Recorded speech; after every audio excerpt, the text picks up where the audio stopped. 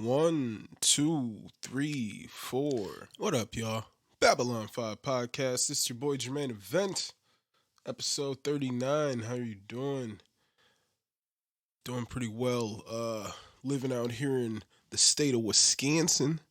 I can put you in a mansion somewhere in Wisconsin. I'm in the Dairyland state, We here, It's weird. So, as you all know, the world is going through this global pandemic right now.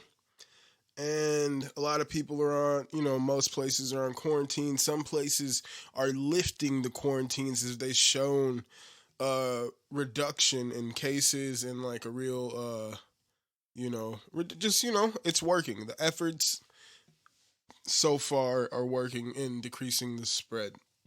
So we've seen some openings, not necessarily here in America, not necessarily here in Wisconsin.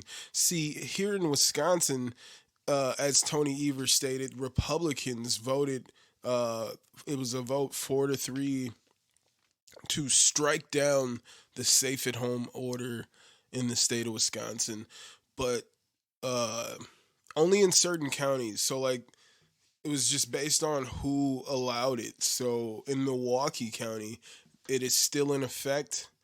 But in surrounding counties, immediately that night, the Tavern League stated that bars should open immediately. And then that night, bars in West Dallas, bars in, Shorewood, out there in Whitefish Bay, all the surrounding areas that are not necessarily Milwaukee County were allowed to open immediately at 8 p.m. that day. And sure enough, they did. Sure enough, they did. There was things on the news, videos of everybody at the just packed bars, nobody's wearing masks. Packed, there's videos of packed cafes. Nobody wearing a mask. It's pretty interesting. As they're reopening these businesses, they're still expecting you, at this point, as they're saying, to practice social distancing and to wear a mask. There's still a pandemic, but people are like, oh, it's over. I'm done with this. But you're going to get everybody sick. That's what's going to happen. Before I get back into this, I'm going to give you guys the social medias real quick. I know you niggas is like, hold on, Jermaine. Hold on, Jermaine. Hey there, Brett. I see you looking down. Hold on, Jermaine. Hold on, Jermaine. I'll give you niggas the social medias. If you want to follow this podcast on Instagram and Twitter, it's at Babylon5Pod. If you want to follow my personal account, the handle for that is at My Name's Jermaine. You can email this podcast at Babylon5podcast@gmail.com. You can follow this podcast at Babylon5.podbean.com. You can listen to this podcast on Podbean, Stitcher, Spotify, Apple Podcasts, nigga, pretty much anywhere podcasts play. If you niggas got Xbox One, niggas, niggettes, and if you don't like those verbs, those titles, what is it? Is it not a verb? Definitely not a verb. Whatever. If you don't like those nouns, nigga, I'm not smart. I'm not a smart man. If you don't, yeah, I'm a little in the clouds. If you don't like those titles, ladies and gentlemen. All right, ladies and gentlemen. If you got Xbox One, my gamer tag is Sauce to Boss 414. Go ahead and add it, brother. Sauce to Boss 414. Just to play on me being a nigga from Milwaukee that like to drink alcohol. That's when I came up with it. And then I quit drinking almost a month after I made up that name. So that was interesting. I quit drinking for over a year. Right after I made that name. Because before it was Wallflower or something like a generic name, whatever was created. You know what I'm saying? And I finally was okay, I'm going to make one, and I'm just going to try to think it up. And it was Sauce Boss 414. And then like a month later, I quit drinking. I be sipping a little bit these days, but not like that. I used to be sauced. You feel me? Sauced, my nigga. If you guys can check out the merch, go ahead and check out the merch. It's teespring.com/store/BOF-pod-shop. Go cop yourself a hoodie. Go cop a t-shirt. Go cop a wife beater. It's something's coming out. Go out there, put the guns out. Go out there and cop a wife beater. If you niggas want to watch me play, you want to watch me play with myself, you go to twitch.tv/Babylon5. I bought the other day, probably like Monday or some shit, but I haven't played it. So I got like Call of Duty. I got all these games that I just like have on this Xbox that I don't play. I like never play. Come to think about it, I haven't played Civilization in quite some time. And but I fucking love that game. I bought Dragon Ball Z Kakarot. I bought that shit, the deluxe or whatever the highest edition was. It was a sale on it the other day, so I got it for pretty cheap. And I was like, yo, I'm gonna do the first playthrough on Twitch, but I just haven't really gotten around to it. Maybe on so it's Sunday today, and probably tomorrow. I think I work pretty early in the day, so maybe like after work I can maybe I'll stream, maybe I'll work on some music. I got some new beats and some ideas have been flowing and I'm really fucking with them. So maybe I don't know. We'll see what happens. So maybe I'll be working on some music or maybe I'll stream some Dragon Ball Z Kakarot. I'm pretty interested in playing the game. It looks pretty cool. I'm not really a fan of the like Fighter Z shit, the like old school Mortal Kombat looking shit. I like the whole free world, flying around and doing shit. Like I play Skyrim a lot. I don't really I started playing it. I was streaming it, but then I started just playing it without streaming it, and then I got pretty deep in just playing it without streaming it. And I pretty much did all the things without streaming it. So I want to make sure that I don't play Dragon Ball Z Kakarot without streaming. So I will not play that game without streaming, and it should come to you this week, starting this week. So go to twitch.tv/Babylon5, and you can see me playing Skyrim on there. I think I was playing UFC on there. Yeah, I was playing some UFC on there. But pretty soon here I'll be playing Dragon Ball Z Kakarot first playthrough. So go ahead and follow me at twitch.tv/Babylon5. And you guys should go ahead and become my patrons. Go to patreon.com/Babylon5pod. There's 2 episodes of I Digress. I still have not uploaded any exclusive music yet. I mean, there's no patrons there, so but we'll see. There's content right now. I got content for you guys. And I didn't do an I Digress because I was in a normal, I don't know, I thought maybe I was going to do an MMA based I Digress, but I was like, nigga, aren't you going to do a majority MMA based episode again anyway? So yeah, I was like, let's just hold off on the I Digresses. Let's just hold off for right now. Yeah. So become my patrons at patreon.com/Babylon5pod. Got 2 episodes, 2 vlogs of the vlog I Digress. This is the title, I Digress. Yeah. Go ahead and become patrons. Why not? You'll get some cool shit coming your way as we progress through life, my nigga. As we progress through life. But I'm really excited to play this Dragon Ball Z Kakarot. I'm about to do some food prep real quick. I'm about to try this little keto shit for a minute. We'll see how I fucks with it. And some intermittent fasting. I'm trying to work that out. I think I'm going to do like I know people do like windows, like multiple windows. Maybe I'm going to do that. I think that'll be more sufficient and keep me from getting hangry throughout the day. I don't want to get hangry, real irritable. Dude, the other day, speaking of my week, just yesterday actually was, you know, I'm a retail manager, and some ladies mentioned that some other lady was in the store stealing some things, and I had to. This was like the first time in my life where I've had to like really like follow somebody around. Usually, when the nonsense happens, I'm not there for whatever reason. Uh, they'll be like, dude, when you weren't here, this person came the other day. Like some lady came, like opening up like things of soup. I think cans of soup because you know like how they have them now. They're like the real easy open cans. They have the like little thing on the top.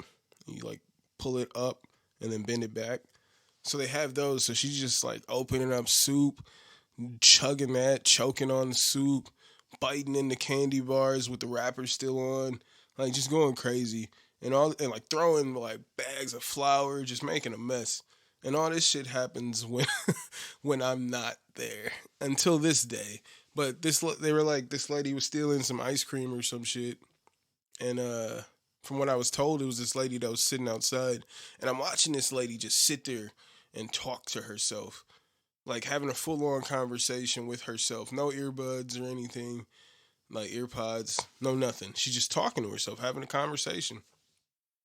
So I'm like, I say to the other, my coworker, I'm like, yo, she comes in. If you see her and I don't see her, like, let me know. You know what I'm saying? I was like, I'm just gonna be on her. Like, she's not about to be on no nonsense no more. And if she does try to be on some nonsense, then we can just like ban her. You know what I'm saying? Uh, but I was on her. She came back in after sitting there talking to herself for forever, and she was walking through the store. She seemed pretty crazy,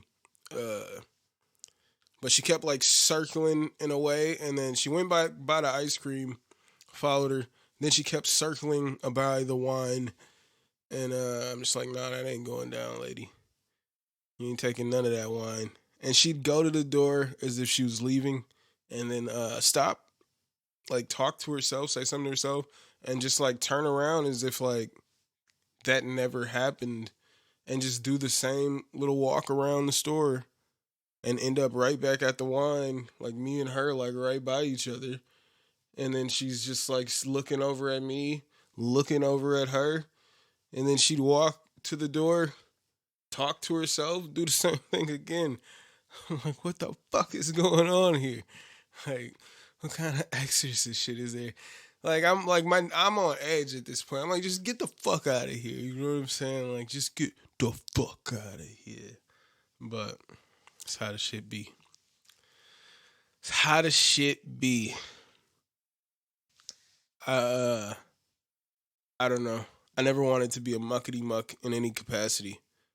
You know, back in the day, I was talking to this lady, the lady who was talking about you could call your a doctor and say your throat hurts and you've been around people who have been exposed to coronavirus and they'll put you on quarantine for 2 weeks. She was telling me, shit, I don't know where I was. Oh yeah, we was talking about how we never want, like she was a muckety muck. We're all muckety mucks right now, and we were both like, man, like I never wanted to be in this position. I always just wanted to be a regular ass dude. I was like, yeah, like this wasn't planned out. I wasn't planning to be responsible for other people. Like it just kind of happened. Kind of fell into it multiple times. It's pretty interesting. It's goddamn. You know what it is? You show niggas you know how to do things, and they're like, "Oh shit, he know how to do it. He should be doing things." And it's like, nah. I mean, I know how to do things, but I ain't the person you should be going to for these things. You should find somebody who wants to do these things. I can do these things, but you should find somebody who wants to do these things. That's what it was. So you can't really like be letting niggas know you know how to do things. You just gotta play the fool, my nigga. So I was just as I was saying, the Wisconsin struck down to end the stay at home order. I don't even think it was supposed to be in effect for too much longer, but it was probably going to be pushed back. But bars have opened immediately, as I've said. People are not hesitating to hit up those bars. I mean, the pandemic isn't over, but people don't care. Don't care. It's crazy because I was watching Joe Rogan. They do the Fight Companion, and I was thinking, like before Fight Companion, like throughout the week, just like internal conversation. I was questioning if everything had flipped, like had if every because back in the day I felt like I was the conspiracy theorist and everybody and most other people, it was either I was a conspiracy theorist and there's people who weren't. And now it seems like everybody has flipped sides. And now all the people who were considered conspiracy theorists are the ones who are like, nah, man, look at these facts that are right in front of your face. And all the people who weren't conspiracy theorists, who shamed conspiracy theorists, are like, nah, man, this isn't true. All this is lies. Don't listen to this. And when you ask them, like, hey, but like, what are your sources? They don't have any sources. Now they're the conspiracy theorists. It's kind of crazy how that happened, isn't it? Like, it flipped. And they don't even see it. They don't even see it. How much they shamed conspiracy theorists, and now they are the conspiracy theorists. Somebody called, like I was saying last week, a nigga called me fucking government sheep. Like, are you fucking kidding me? Me? Are you kidding me? Like 3 months ago, you would have called me a conspiracy theorist. Now I'm a government sheep? How does this happen? Like, it flipped somehow. The minority and the majority somehow flipped on this, and it's quite astounding when I look at it. But businesses are opening up back here in Wisconsin in some areas. My wife's going back to work. She's pretty excited about that. It's pretty cool. Yeah.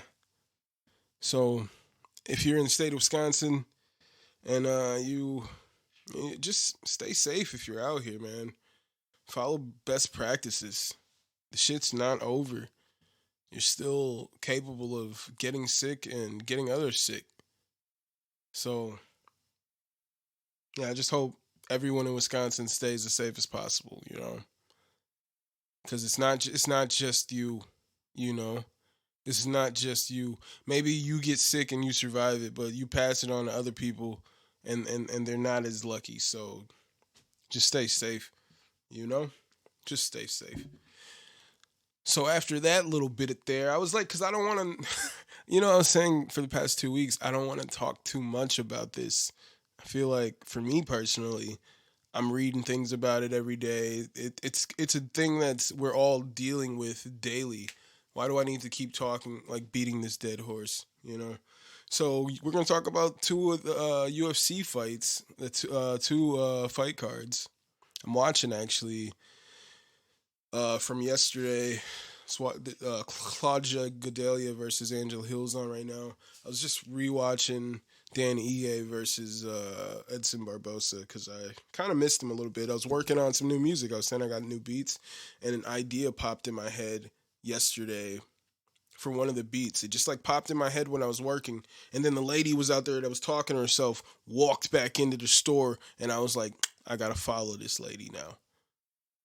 And then yesterday I was watching these fights, and like right before the Dan Ige Edson Barboza fight, that idea popped back in my head, and I was like, oh shit, I gotta record this. Fuck writing it down. I gotta record this right now. And then I vibed out to it and added some shit that it's sounding pretty fucking nice. But UFC Fight Night, I think that's all in Fort Lauderdale, or maybe this one was just in Florida. It was like UFC on ESPN 7, I think. We can talk about all the fights. I don't want to go too deep, but I think I took notes on all these fights. So you got Sijara Eubanks, or actually, I think I was at work that day. I was at work for some of these cards, because, it was just Wednesday night card and then a Saturday card. Niggas worked. It's just how it was. So got Sajara Eubanks taking on Sarah Maras. I had Sajara Eubanks in there. Sajara Eubanks dominated uh, Sarah Maras for all 3 rounds, right? Dominated her for all 3 rounds, and the bell goes off, and she like, it's just like well after the bell, and she just pushes Sarah Maras's back, like pushes her down to the ground. Like she was standing over Sarah Maras when the fight ended, like just dominating her all 3 rounds. And then after the bell rang, she like pushed her down to the ground. It was pretty fucking dirty. Eubanks is pretty fucking dirty. And I was thinking it's pretty funny that usually the dirtiest fighters are the ones that are like they praise God like immediately after, like whenever they get the mic in front of them, they thank Jesus or whoever. And it's like, but you're in the octagon doing the shadiest shit. You're poking people in the eye. You're doing all kinds of shady, like illegal shit. Like John Jones is the one person who constantly does shady shit. But the second he gets the mic in his hand, he talks about like his, like just being a good Christian and yada yada yada. But it's like y'all are the ones doing the shadiest shit here, like on TV in front of the world. I just think that's pretty interesting that you would say that, as if like once you say that, like you're erasing all the nonsense that you just committed in front of the world. Like that doesn't erase anything. You're still that person we saw. You just make me look at Christians a certain way. Like, you know what I'm saying? Like you're making everybody look bad with your behavior, and now you're associating yourself with what should be a good organization, would be my point. Maybe you shouldn't mention it because you're not the kind of person that should be representing that organization, is my stance. Take it how you want.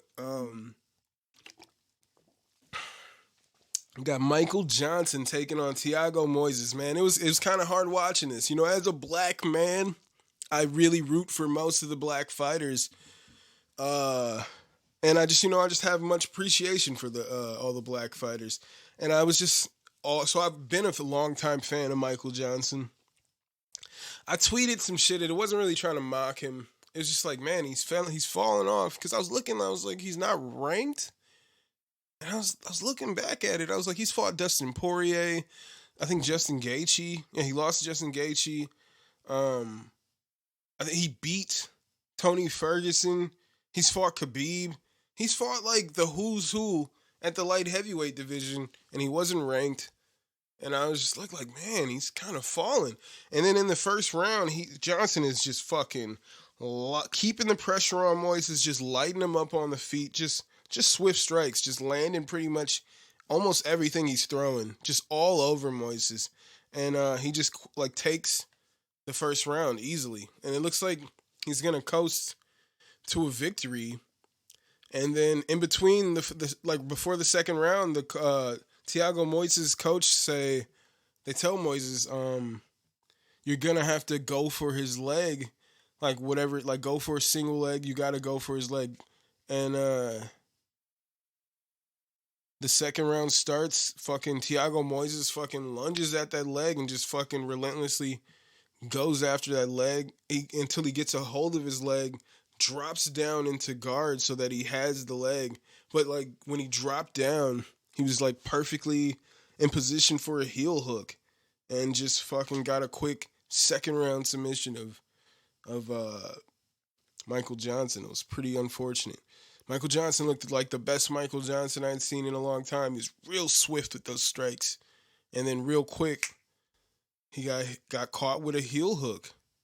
Guy got a fucking hold of his leg, which, dude, when I started learning the heel hook in jiu-jitsu class, and I saw how easily it was to put on, and they were saying like, well, we don't really practice this because it's too easy to destroy somebody's leg and not safely like train it with your partners if you're not an experienced person.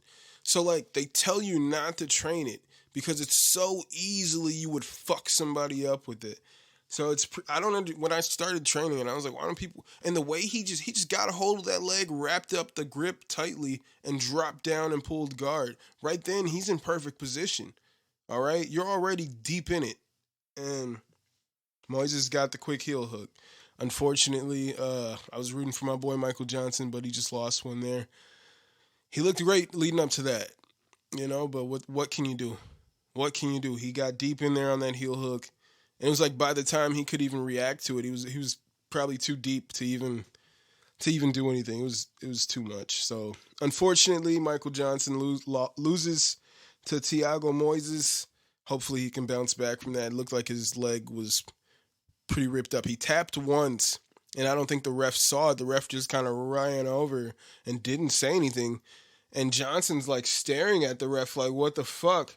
And then Thiago kind of like torques his leg, the lock a little more, and fucking Michael Johnson like screams out and taps again, and the ref comes in. But it's like, dude, at that point, that's when the damage was done. But it's like he's already tapped, man. Like the ref needs to step in and stop the fight, but he didn't see it. Unfortunately, he didn't see it. So Ray Borg versus Ricky Simon or Ricky Simone. I'm not sure how that's pronounced. I still like leading up to this fight. I would watch videos of people talking about the fight, and each person would say it differently. And even in the night, as the commentators were talking about the fighters, I think they all said the name differently, and then Bruce Buffer said the name differently. So I don't know if it's Ricky Simone, Ricky Simon, but whatever. I was going for Ray Borg, I think, in that one. I'm pretty sure that was my prediction. I saw most of the fight. Didn't pay close attention is what I wrote here. Pretty sure Ricky Simone won that fight. Pretty sure. I don't know. So we're gonna move on from that. Alex Hernandez versus Drew Dober. I picked Drew Dober going on there just with the camp he trains with Justin Gaethje, and he's at 155. That boy's a beast. All right, he overwhelms Hernandez with his power, with his strikes, just all over him. It was like just fucking good scrap, and just a second round stoppage. He was just too strong. Just this great power, man. And Dober calls out Paul Felder afterwards. Paul Felder, who's number 6, pretty much like he was like, he's a great fighter. I'm a fan of his, and I see why he would call out someone like me. So like, he didn't like say no, but I think the way he's saying, and I completely understand, is like you're not there yet. But he was saying, I appreciate the call out, is how he kind of dismissed it. You know what I'm saying? Like, you're not there yet. And I see that. I think in this card Saturday night, one of the heavyweights, he calls out Chase Sherman after his fight. And they were like, he called out a logical opponent, not someone in the top 5. Like, call out someone where the fight is actually going to be made. And that's where I am here with that. Dober calls out Felder, and Felder kind of pretty much like dismisses it. Like, yo, you're good, and you should want to fight someone like me. Someone who's number 6 when you're not even ranked. As far as I'm pretty sure Dober's not ranked. So, that fight's, I'm pretty sure that fight will not happen next for either of those individuals. OSP versus Ben Rothwell. I thought OSP, his quickness, his power, I thought everything would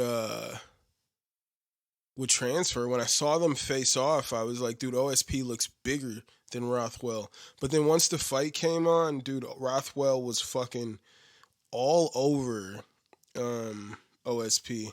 He's just too big for him. OSP looked clearly undersized.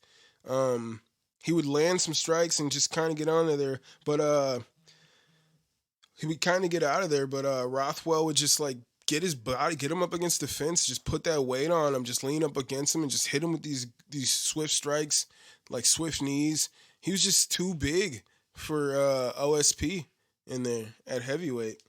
It was, I still thought OSP had his moments in there.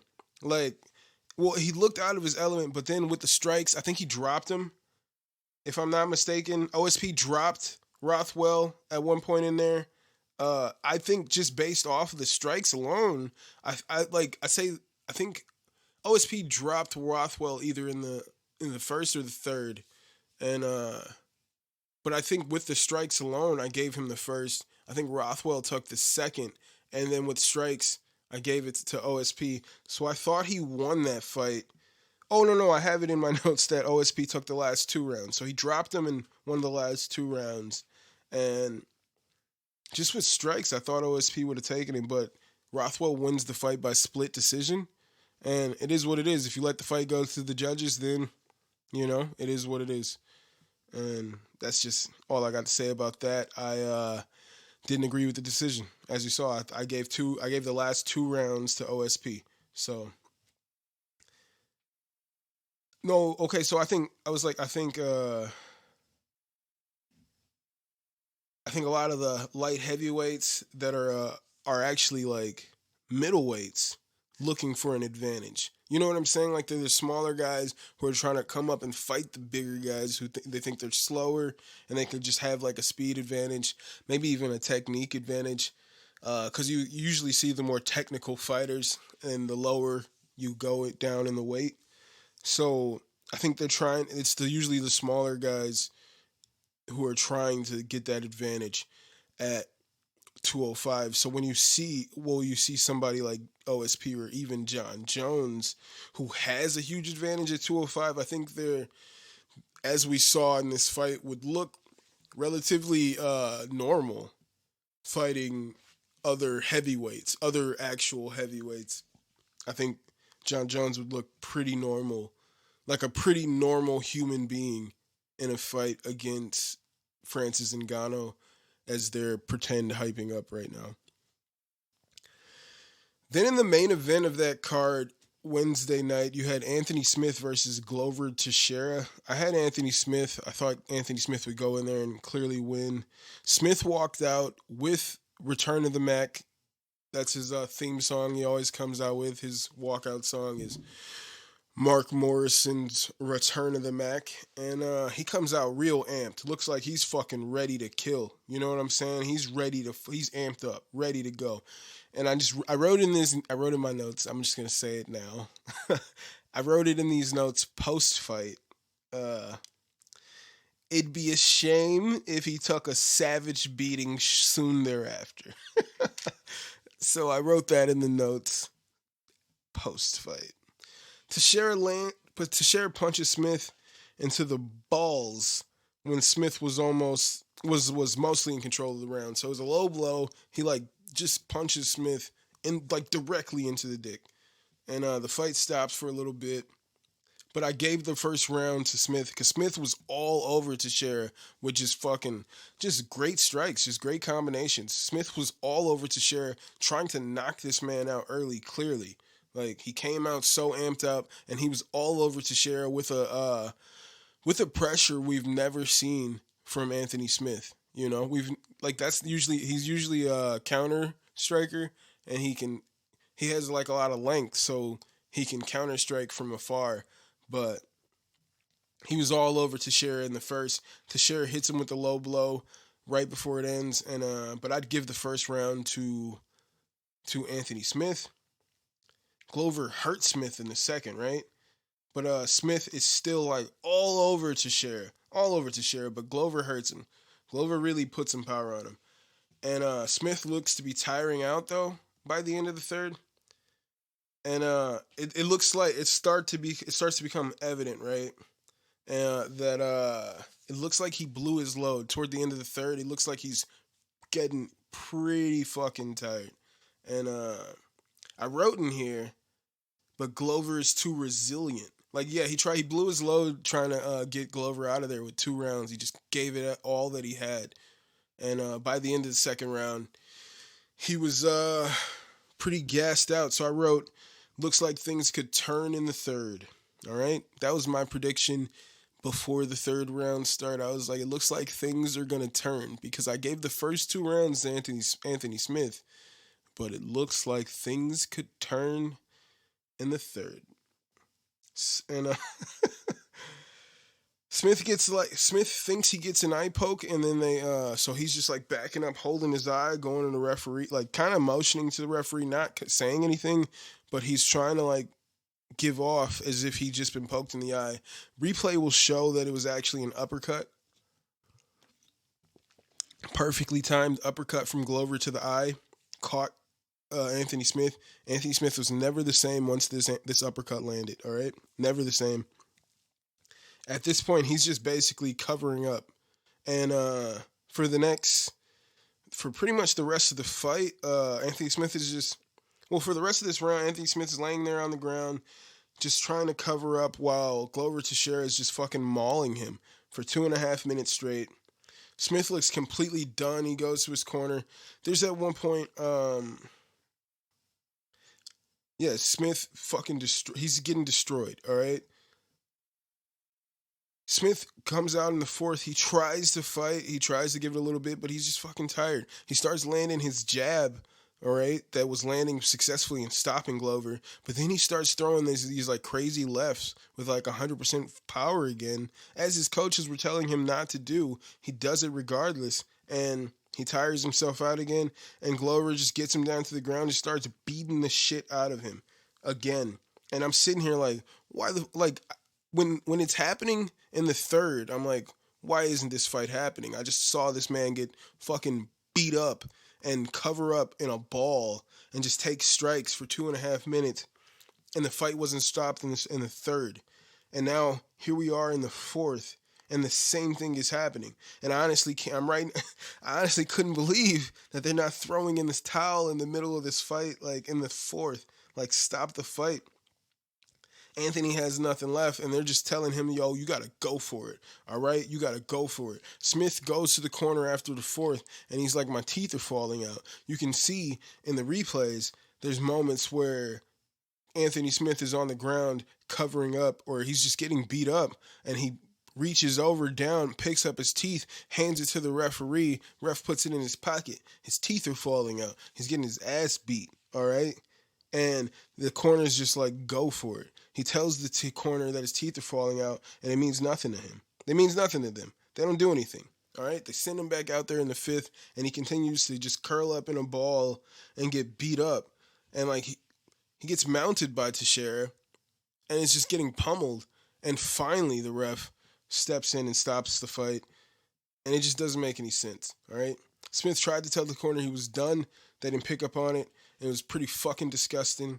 I wanted to say a shout out to Duke Rufus, because like when Anthony Smith fought Tony Ferguson and he broke his hand after the second round, he's like, I'm not sending you back in there with a broken hand against Tony Ferguson. Like, this fight's over.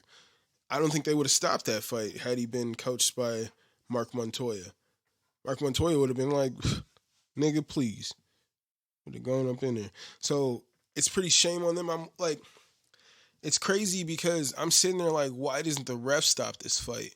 Why doesn't the corner stop this fight?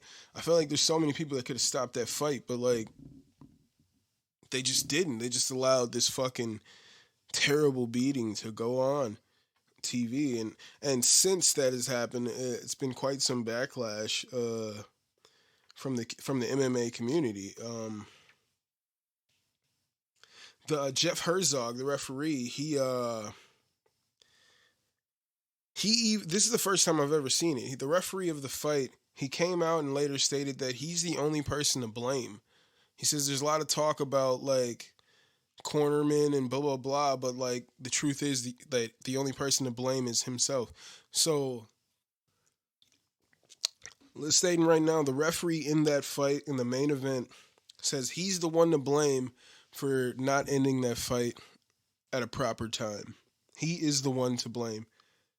In his eyes. He says this on Wednesday, and we have another card on Saturday. I just wanted to mention right here, so that was the end of that card, all right? That's how that card ended, with Anthony Smith getting fucking mauled. That's how that ended, okay? But so I wanted to just go back to UFC 249, where Dominic Cruz claimed that Keith Peterson was like smelled like alcohol and cigarettes and was clearly hungover and just saying all these things. It's pretty crazy because Big John McCarthy, Yeah, so Dominic Cruz even claimed that Jeremy Stevens had to carry this ref up to his room once because he was so fucking wasted, and this guy was just a known alcoholic, according to Dominic Cruz. Big John McCarthy, former referee, on his podcast with the kid or whatever, or the punk, whatever. I think the punk. I forget his name, like Josh Thompson. I think Josh Thompson. Yeah, he's former referee. He's worked with Keith Peterson, and he's like, Keith Peterson has he does not drink, and he's like, he's never known Keith Peterson to smoke cigarette. He's never seen it, but like, he's like, if he has, like, he just has never seen it or doesn't know about it. So it's like, it's possible, but he knows for a fact that he doesn't drink. And he's saying, like, in that moment, it's pretty, well, you know, you have Dominic Cruz, who's a commentator. He does all the shows for UFC. He's now a media person for the UFC. And now he, in multiple interviews, has gone around pretty much on a campaign to destroy the character of this referee, when at the same time, what he doesn't understand is he could possibly be making enemies of every referee, because at that point, if you're claiming that Keith Peterson was hungover or something, or in some way impaired, and that the other refs that were there that night allowed him to work knowing it would look bad for all of them, then you're saying that you're saying that the whole organization is incompetent at that point. So it's pretty insane that Dominic Cruz would continue with this stance, just knowing how ridiculous his claims are, and now with the obvious intent. It's pretty fucking weird. Fight night, Fort Lauderdale. I didn't take too many notes. I was at work for a lot of this, which was cool. I didn't see every fight, but I saw a little bit of Kevin Holland beat some guy. He beat some guy, hit him with these fucking fast ass knees in the clinch, like fucked him over. Like, and it was like the replay that I saw, it was like Kevin Holland finally had like the intensity that I feel like he'd been lacking in his entire career. Like, he always goes out there and jokes, it seems like. Even in the middle of Thiago Santos' fight, he's like joking around with Thiago. Thiago's a fucking monster, all right? But he's in there just joking around with Thiago. And like, in this fight, he finally looked like he was fucking serious. But Kevin Holland gets a win, so cool. Matt Brown versus Miguel Bisaya. You got Matt Brown. Matt Brown was having his way early on with Bisaya, just on him, just all over him in the first round. Matt Brown looked pretty fucking great in the first round. But then Bisaya drops Matt Brown with a heavy shot, sat this man down. Like, I think he hit him with a counter. I think it was a counter left hook, but he sat him down because he was still moving backwards, and just fucking, he wasn't all the way, like, his ass wasn't on the ground, but it was like he was in a deep stretch and he was deep squat hold. All right, he was damn near all the way to the ground. He got sat down by this punch, and then Bisaya was on him. But so I had to give the first round to Bisaya because he dropped him so dramatically in the way that he did. And then second round comes, and Bisaya knocks this nigga out. He knocks this nigga out, all right? Knocks this nigga out. Dude, he's just fucking strong, all right? I didn't know who Miguel Bisaya was until this fight.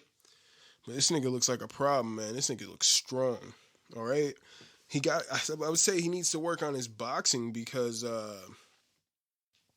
he looks strong, all right, with the knockdown. So this is the ending here. He had an early powerful shot, and then as the replay showed, he misses the following ground and pound strike, but the referee, Jeff Herzog, steps in and stops the fight anyway.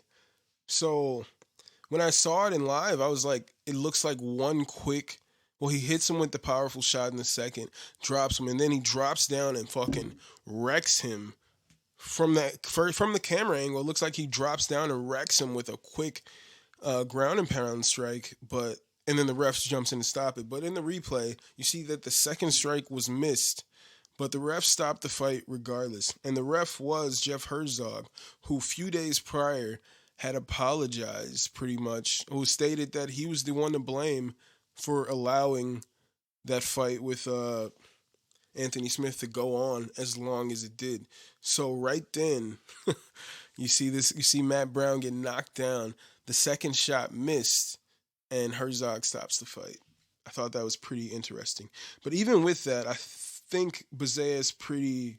He's a player at heavyweight. He's a pretty good fighter, pretty strong, pretty skilled out there. I think his boxing could definitely use some fine tuning, but I think he's definitely a player at 170. You know, he's got fucking power. He's got some power. Then you got Song Yadong versus Cheeto Vera. All right, Song Yadong versus Cheeto Vera. Song Yadong was like touching up Vera, and at one point he like slapped. He just did like a quick slap of Cheeto Vera like with the left hand. He just did a left hand slap, and fucking Cheeto flinched hard. It was like a super hard flinch, and it was just like to show how much he was worried about the power at that point. And that was the first round. So I gave the first round to Song. Felt like Song was still controlling it in the second. See, Cheeto Vera kept coming forward with these like pressure, and he was throwing shots, but Song was just landing with fucking heavy shots. Just like, it was insane to me that Vera was able to keep coming forward, because he was getting rocked. Well, he was just like, Song was landing heavy shot after heavy shot after heavy shot, but somehow Vera kept coming. Vera got an early takedown in the third. I think he got about like three takedowns in the third round, and he was finally like getting some kind of something going for himself. And like, well, to me, so he kept coming forward and taking damage the first two rounds, but at this point with the takedowns, he was able to neutralize Song Yadong while dishing out offense, which I think is pretty important. So Song Yadong wins by unanimous decision. I think he clearly won the first two rounds, and I mean Cheeto was able to do some damage, but there was three takedowns, so clearly he wasn't able to hold him down for that long. But he was able to take him down, but he wasn't able to end the fight or do too much damage, and that's just how the judges saw it. Unanimous decision for Song Yadong. Song tried to shake Cheeto Vera's hand, and Cheeto brushed him off. So, fuck that dude. It's just like, man, where's your sportsmanship? Like, but I understand that he feels like he put the pressure on Song Yadong the whole fight, and somehow he lost a unanimous decision. I mean, it is what it is, you know. Song was landing, as I was saying, heavy shots throughout the whole fight. So what are you gonna do? Song looked really good. He just had. If you're gonna use the takedowns and they were pretty successful, I think he's got to do more on the ground. You know, he's got to do more on the ground. Then you got Eric Anders taking on Christoph Jocko. Jocko won that fight. I didn't agree with it.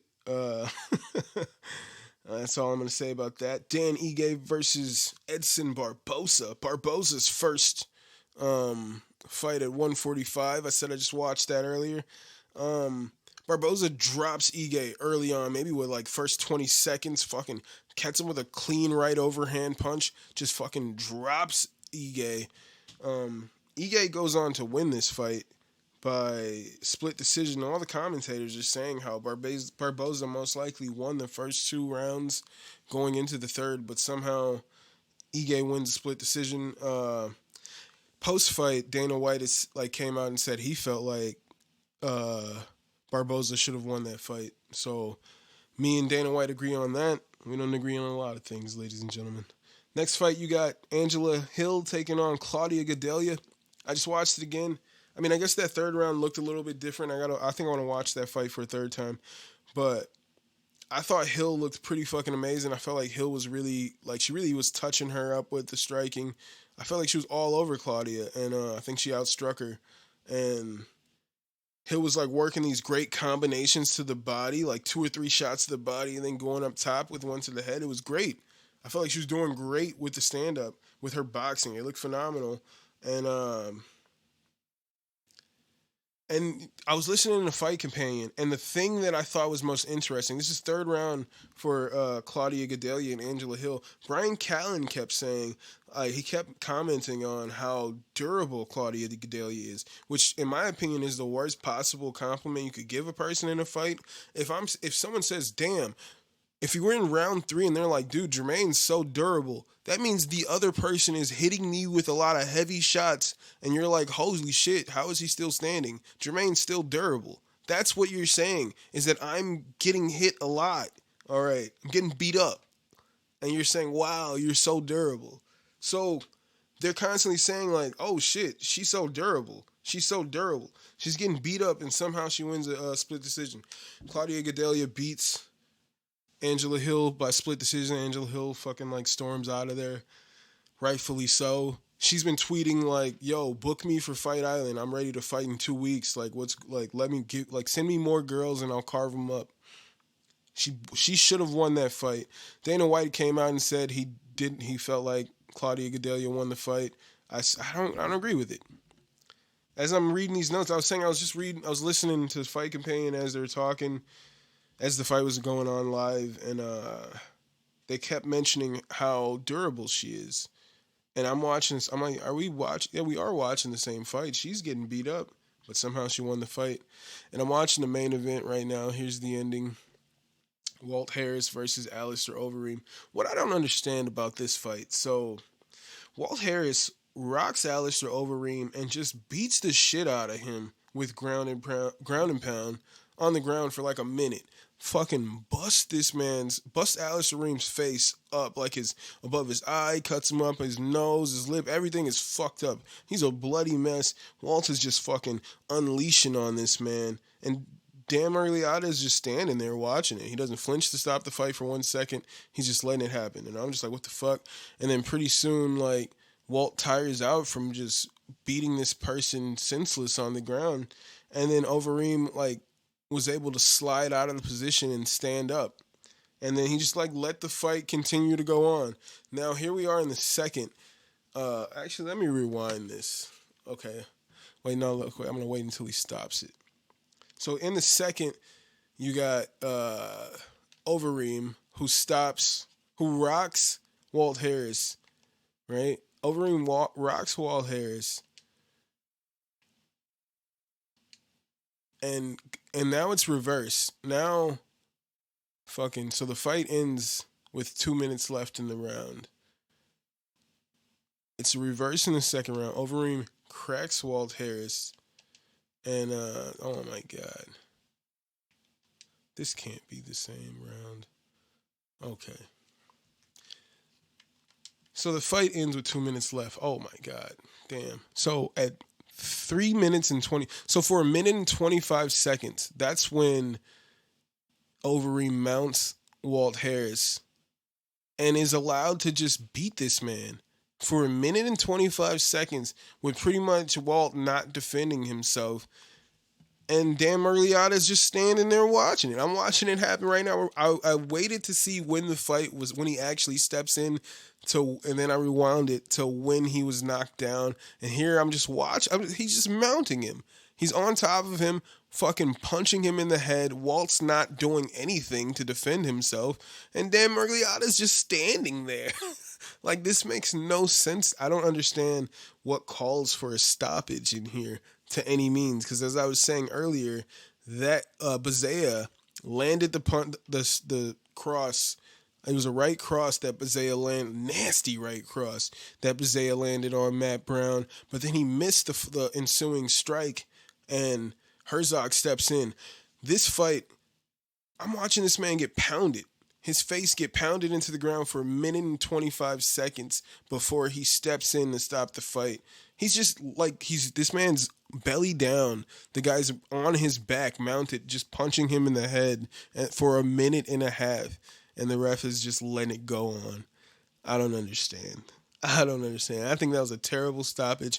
I know with everything with Walt Harris, if you guys aren't familiar with Walt Harris, recently his stepdaughter was kidnapped and murdered, actually. Anaya, it was a whole thing in the news. There was the reward, and they found her body, and they found the person who killed her. But yeah, recent. So I understand that this whole thing was pretty much built up as a show to push Walt Harris. Unfortunately, the fight wasn't stopped in the first when he was destroying Alistair Overeem on the ground, but we were able to watch. I mean, it wasn't stopped when he was destroying Alistair for a minute in the first round, and then we just watched him get fucking destroyed on the ground for over a minute. It was pretty ridiculous, but I think they wanted Walt to win this. The UFC definitely wanted Walt to win this given the situation, but unfortunately it didn't go that way. It was pretty sad to see. I feel bad for the man, but unfortunately it was weird reffing in this fight because I feel like the fight should have easily been stopped for Walt in the first. I feel like he definitely should have. I feel like you put a different ref in there in that first round, the fight stopped in the first round. So I'm not sure. Walt Harris unfortunately loses, but it's just how the cookie crumbles, man. Odd stoppage, if you ask me, but it's just how it is. I'm going to go ahead and give you guys social medias. If you want to go ahead and follow the podcast on Instagram and Twitter, the handle for that is at Babylon5Pod. You can follow my personal accounts at My Name's Jermaine. You can email the podcast at Babylon5podcast@gmail.com. You can follow this podcast at Babylon5.podbean.com. You can listen to this podcast on Podbean, Stitcher, Spotify, Apple Podcasts, nigga, pretty much anywhere podcast stream. And if you niggas got Xbox One, you can go ahead and add a brother. My gamer tag is SauceBoss414. You can check out the merchandise, teespring.com/store/BOFpod-shop. You can watch a brother play with himself at twitch.tv/Babylon5. And you can become my patron at patreon.com/Babylon5. This is episode 39. I don't have a title yet, but yeah. And hope you guys are staying safe. However things are going where you are, just be mindful of others, and just stay safe out here, man. Yeah, we're going to hopefully get through this the right way. All right, you guys have a good one. Peace.